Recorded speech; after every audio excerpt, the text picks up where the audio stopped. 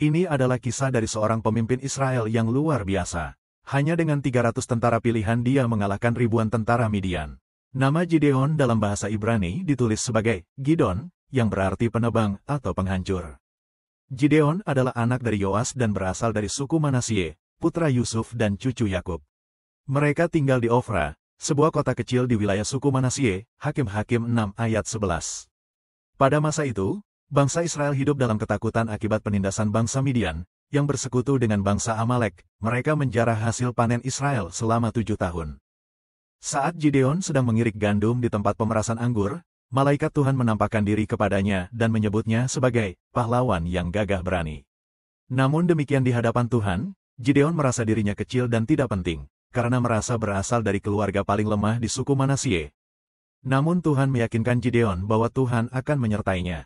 Sebagai langkah pertama, Tuhan memerintahkan Gideon untuk menghancurkan mezbah Baal yang didirikan oleh orang Israel dan menebang tiang Asyera yang ada di sampingnya.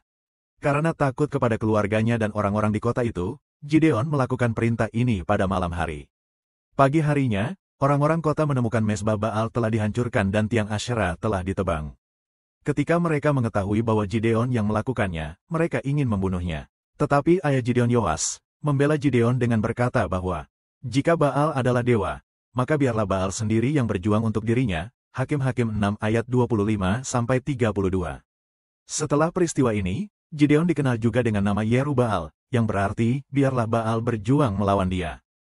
Setelah peristiwa penghancuran mezbah Baal, Gideon dipanggil untuk memimpin bangsa Israel melawan pasukan Midian.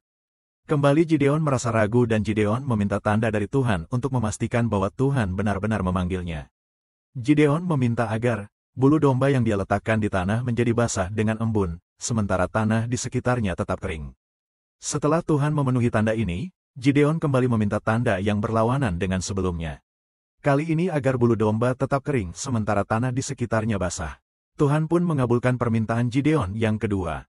Hal ini akhirnya meyakinkan Gideon untuk melanjutkan misinya. Hakim-Hakim 6 ayat 36-40. Awalnya untuk misi ini Gideon memanggil 32.000 prajurit. Tetapi Tuhan menyuruhnya mengurangi pasukan itu menjadi hanya 300 orang.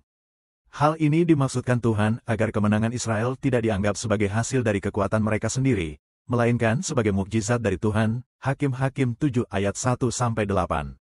Gideon menggunakan strategi cerdik dengan membagi 300 orangnya menjadi 3 kelompok, masing-masing membawa sangkakala, kendi, dan obor yang tersembunyi di dalam kendi. Mereka menyerang pada malam hari dengan memecahkan kendi, meniup sangkakala, dan bersorak-sorai, sehingga menyebabkan kebingungan di antara pasukan Midian yang akhirnya saling membunuh satu sama lain. Hakim-Hakim 7 ayat 16-22. Setelah kemenangan besar atas Midian, bangsa Israel ingin menjadikan Gideon sebagai raja mereka, tetapi Gideon menolak dengan tegas. Gideon menyatakan bahwa Tuhanlah yang harus menjadi raja Israel. Hakim-Hakim 8 ayat 22-23. Meskipun demikian, Gideon meminta emas dari rampasan perang dan membuat sebuah efod, sejenis pakaian atau patung keagamaan, yang kemudian menjadi perangkap bagi Israel karena mereka mulai menyembahnya. Ini menjadi awal dari kembalinya Israel kepada penyembahan berhala setelah kematian Gideon. Hakim-Hakim 8 ayat 24-27. Gideon meninggal pada usia tua, dan setelah kematiannya, Israel kembali menyembah Baal dan melupakan Tuhan serta semua kebaikan yang telah dilakukannya melalui Gideon.